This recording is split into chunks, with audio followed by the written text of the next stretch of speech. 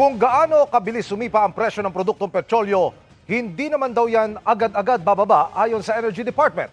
Sabi pa ng dating kalihim ng DOE, baka malabo nang bumalik sa dati ang presyo ng mga ito. Nakatutok live si Salima Refran. Salima! Emil, ikalimang linggo na nga ng mega oil price hike. Ang presyo ng produktong petrolyo doble na mula noong isang buwan. Taya naman ng isang dating Energy Secretary, huwag na raw asahang babalik pa sa dati ang presyo ng langis. 160 pesos per liter na ang diesel sa ilang mga gasolinahan sa Quezon City. Sa Batanes, umaabot pa sa 164 pesos ang kada litro nito. Halos 20 pesos kasi ang taas ngayong linggo dahil sa patuloy pa ring giyera ng Amerika at Israel laban sa Iran. Pero dahil wala pang indikasyon na huhupa ang tensyon sa gitnang silangan, hindi inaalis ng Department of Energy ang posibilidad ng mas masidhipang taas presyo. Is it going to reach 200? I really do hope it won't, no? And I don't think it ever happened, but it's a possibility also, kasi it depends on the actions of the countries, not the Philippines, the countries involved in this, or even the behavior of those involved in the war. So this is a very fluid situation pa, and I cannot tell you it will reach 200, but I cannot also tell you that it won't reach 200 because this is beyond our control. Ang DOE na mismo nagsabi, sa loob lang ng isang buwan, dumoble na ang presyo ng mga produktong petrolyo.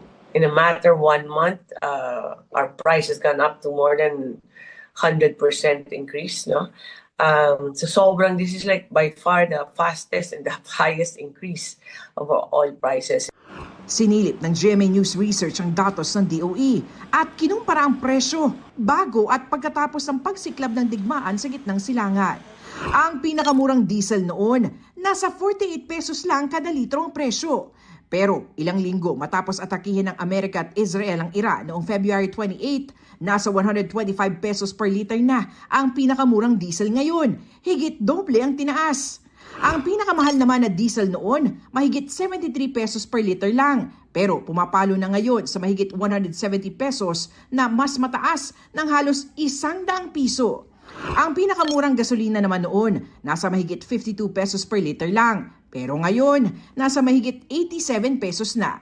Ang pinakamahal na gasolina naman, higit 77 pesos per liter lang noon. Pero halos 120 pesos kada litro na ngayon. Bago ang giyera, nasa higit 77 pesos per liter ang pinakamurang kerosene.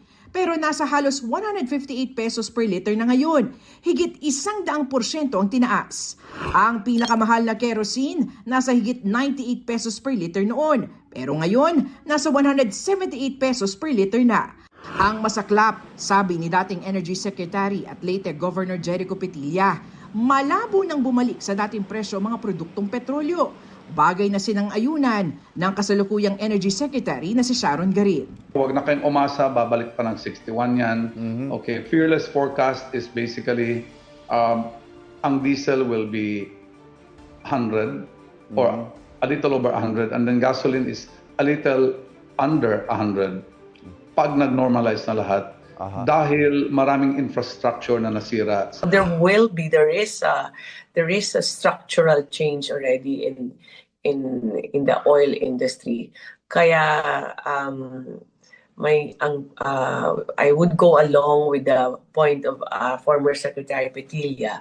Kasi if ever it goes down, it will take longer. It will not be 1 month.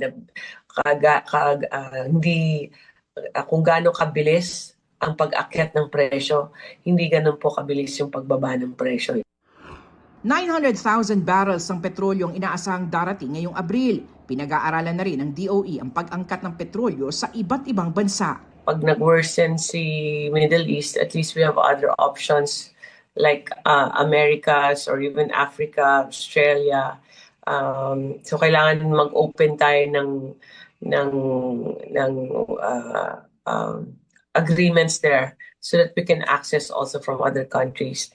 And then next is that what types of products we procured more than 1 million barrels of of diesel. Next is LPG.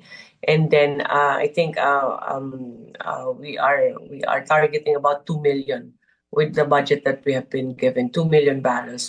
Ayon kay Secretary Garin, matapos ang pulong kasama ang DBCC o Development Budget Coordination Committee, wala pa raw desisyon ng Pangulo patungkol sa pagtapyas o pagsuspinde ng excise tax. The difference kasi on excise tax kasi is it is being charged upon entry into the country, meaning upon importation. So pag na-import mo na, nakabayad ka na. So everything that we are selling now, that it's within country, which is 50 days of supply, excise tax have been paid already for that. Kahit i-announce mo mag-excise tax suspension ka na today, that won't be felt yet kasi nabayaran na kasi, di ba, nag-stock up tayo.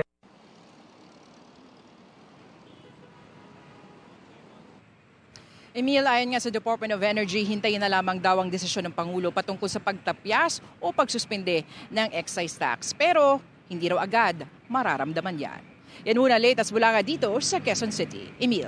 Maraming salamat, Salima Refran.